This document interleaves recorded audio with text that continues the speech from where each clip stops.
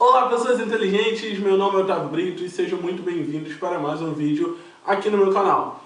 O vídeo de hoje não é lá sobre um assunto muito legal, né, muito divertido, né? Eu tava ali pesquisando e eu vi uma notícia que saiu no Estadão. Eu vou colocar o link aqui na descrição se você quiser ler, conferir, né, ter suas próprias impressões dela, sobre algo que o Banco Mundial, né, elaborou ou está sugerindo para que o nosso governo implemente, que é o quê? Redução de gastos e redução de custos.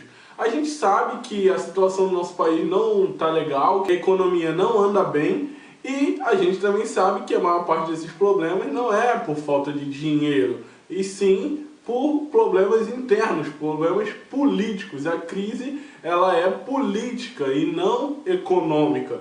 Como nós temos um país em que tudo depende do governo, basicamente. Exemplo, se você quiser abrir uma empresa de ônibus hoje, se você tiver capital para isso, você não pode se você não tiver uma licença do governo que tem linhas específicas, que tem consórcios, né? Logo, você depende de um consórcio, de uma linha do governo para atuar naquele ramo. Se você quiser montar uma empresa de ônibus, uma linha nova, uma linha de transporte que atenda melhor os seus clientes, isso não será possível, porque no nosso país não funciona assim. Aqui o governo é basicamente o dono de tudo, a gente vive num socialismo mascarado, né?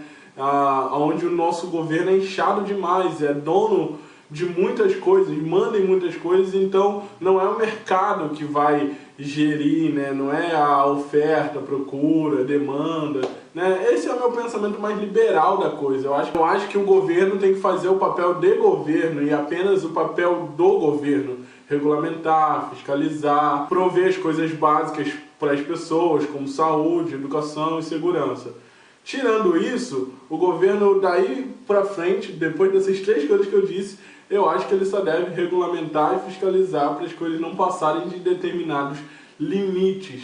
Porém, não ser dono, né? Não manipular todas essas coisas. Dito isto, qual é a situação? O Banco Mundial elaborou, mandou uma proposta do governo para cortar custos. E cortar custos aonde? Adivinha? Na educação. É por isso que o nosso país, quando diz respeito à educação, ele está lá embaixo. O Banco Mundial disse que o quê? Gasta-se muito para manter a educação gratuita, ainda mais quando essa educação é de ensino superior, que está ali nas universidades públicas em geral. Então, no pensamento deles, eles colocaram uma margem que um aluno de uma instituição privada, uma universidade privada, segundo os dados deles, gasta cerca de 14 mil por ano para se manter na universidade.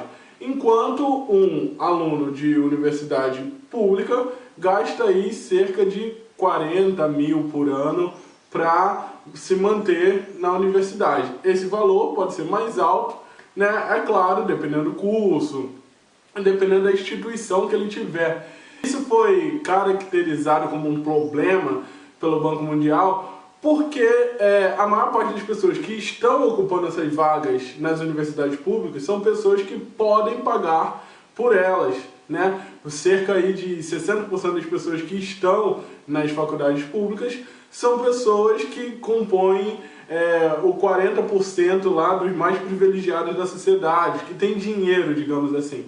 E é claro que isso não é uma novidade, não é algo estranho, esquisito, porque a maneira com que funciona para entrar nessas universidades é muito complicado para alguém que não tem dinheiro e que é de uma família que as pessoas não têm, né? E que isso, é claro, acaba afetando a capacidade de conhecimento, de acesso ao conhecimento de cada um. E não é surpresa para ninguém que as pessoas mais abastadas da sociedade estejam ocupando essas vagas nas universidades públicas, até porque são elas que têm a maior capacidade de acesso à informação. Exemplo, elas já estão desde novas em melhores colégios, com uma educação mais rígida, mais equilibrada, mais focada nessas coisas.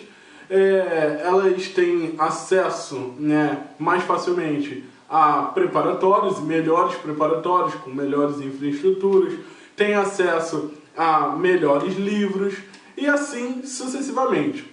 Se na parte do livro talvez você não tenha entendido um pouco, tenta pesquisar aí na Saraiva, na Nobel, na livraria do seu gosto, quanto que custa um livro de cálculo 1, por exemplo, ou de administração de pessoal, ou um livro de matemática mais denso, ou de física, que você vai se assustar com os valores, né? A maior parte da população não tem um acesso fácil a essas coisas. E ela é mal direcionada, porque elas já estão desde pequenas nos piores colégios e assim sucessivamente. Porém, mesmo que é uma parcela menor das pessoas que precisam, digamos assim, que estão na universidade pública, mesmo assim existe uma parcela delas lá. E boa parte dessas pessoas que estão em uma universidade pública não tem sequer o dia da passagem para ir. Elas dão um jeito. Eu não sei se vocês conhecem alguém que estuda numa universidade pública, né? Eu sou aluno de universidade pública, eu tenho vários amigos alunos de universidade pública e muitos deles já trancaram as matrículas porque não tinham dinheiro para passagem. Os que tinham dinheiro para passagem, às vezes era longe, não tinha dinheiro para comer lá, mas mesmo assim se esforçavam para fazer. Isso parece uma realidade utópica, muito aquém da maioria das pessoas, mas não é, né? Muita gente que está ali só está no ensino superior porque existe a universidade pública. Porque se não existisse a universidade pública, elas não teriam dinheiro mesmo, não teriam acesso à educação superior, não dava. Então as pessoas que estão aí no ProUni, numa UFRJ, uma Rural, Unirio, ou qualquer outra universidade federal da sua cidade, uma universidade pública em geral, ou incentivos do governo que disponibilizem bolsas, cara, as pessoas precisam disso. E é comum que pessoas que, entre aspas, não precisem, estejam.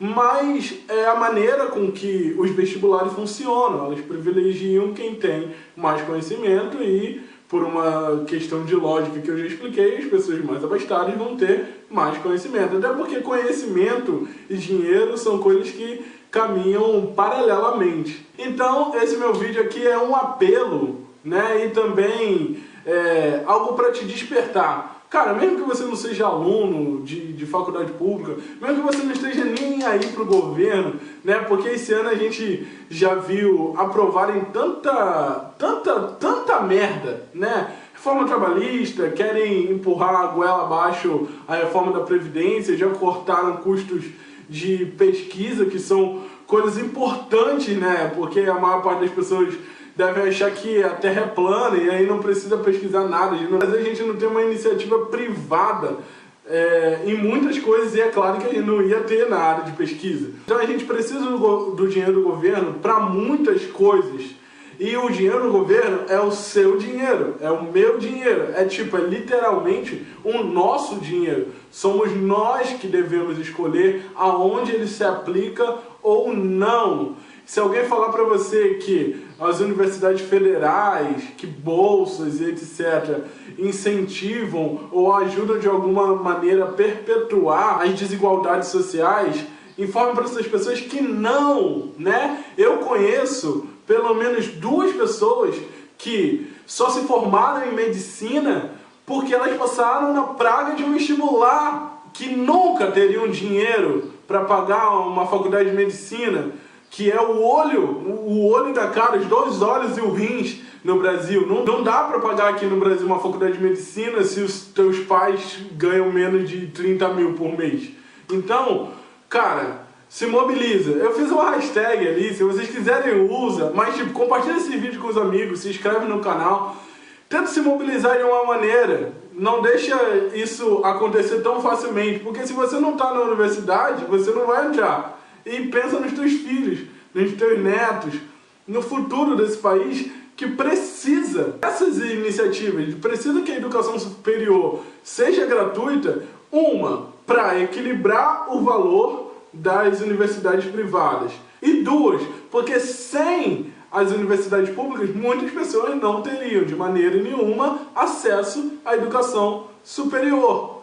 Isso é muito importante. Olhando de uma maneira macro da coisa, vamos dizer, o Enem, por exemplo, incentiva muitas pessoas que nunca pensaram em estudar a estudarem, mesmo que às vezes elas não passam, não tem uma nota suficiente para passar em alguma coisa, o que é difícil se estudar, mas mesmo assim incentiva as pessoas a estudarem, ou seja, incentiva elas a mudarem, incentiva as pessoas a progredirem, a evoluírem. A gente não quer voltar para a idade na pedra no Brasil. Eu sei que o Brasil é uma porcaria, se dependesse de mim eu já tinha pulado fora daqui a muito tempo, mas a gente ainda pode fazer algo para melhorar, né? Pelo menos não piorar já ajuda. Eu espero que vocês tenham entendido aí, esse foi mais meio que o meu devaneio da situação, mas se gostaram do vídeo, deixa aí seu like e eu espero vocês pro próximo vídeo. Valeu!